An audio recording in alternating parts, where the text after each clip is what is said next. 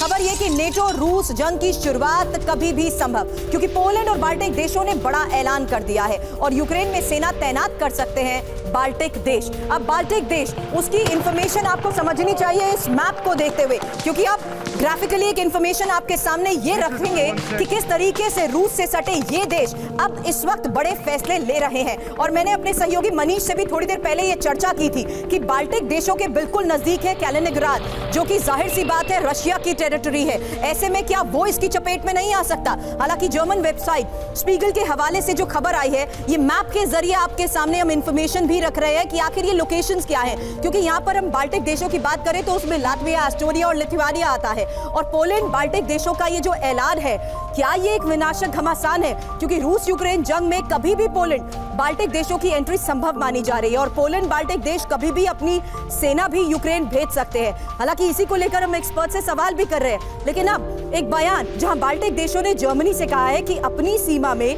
रूस के आने का इंतजार वो नहीं कर सकते हैं। यूक्रेन में सेना भेजने को लेकर जिद पर बाल्टिक देश अड़े हुए हैं और बाल्टिक देशों में लातविया, लिथुआनिया और एस्टोनिया, जो कि नेटो सदस्य भी है, बाल्टिक देशों ने अपने सैनिक यूक्रेन भेजे तो जाहिर सी बात है रूस नेटो में जंग शुरू हो जाएगी। और यूक्रेन में सेना तैनाती पर जर्मन वेबसाइट की तरफ से किए जा रहे इस बड़े दावे के तहत ही ये इंफॉर्मेशन आपके सामने है, जहां यूक्रेन के बाद बाल्टिक देशों को खुद पर रूसी हमले का डर भी सता रहा है। हालांकि हमले के डर से पोलैंड और बाल्टिक देशों की ओर से रूस को यूक्रेन में रोकने की तैयारी को लेकर भी खबर बड़ी है, क्योंकि यूक्रेन में सेना भेजने के लिए बाल्टिक देश नेटो पर दबाव बना रहे हैं। सिन्हा सर, एक क्विक रिएक्शन इस पर आपसे चाहूंगी, क्योंकि ये इंपॉर्टेंट है।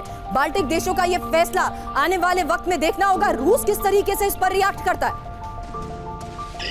देखिए शुरभी, पहले तो हमें ये समझना पड़ेगा कि इनकी मिलिट्री कैपेबिलिटी एंड कैपेसिटी क्या है। वोरा साहब अभी बहुत अच्छा बता रहे थे कि वो राजपूत रहे हैं वहां पर। 5000 की सेना है, 5000 की सेना से आप क्या भेजेंगे? एक नंगा है, वो क्या खाएगा, क्या निचोड़ेगा?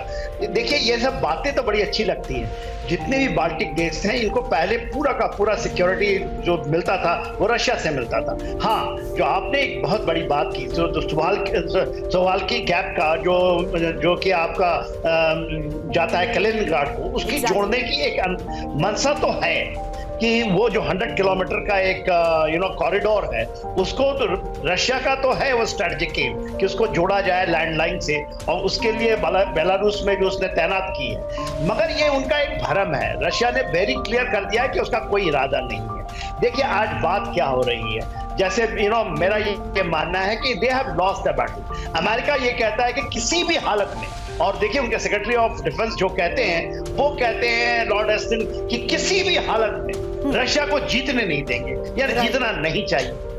बात प्रॉब्लम वही है, अब हार चुके बैटल में ये कितने दिन तक चलेंगे? नवंबर तक ये चलेगा, ये पूरी जो चीजें आप देख रही हैं। दूसरा, जून में बहुत बड़ा इलेक्शन होने वाला है।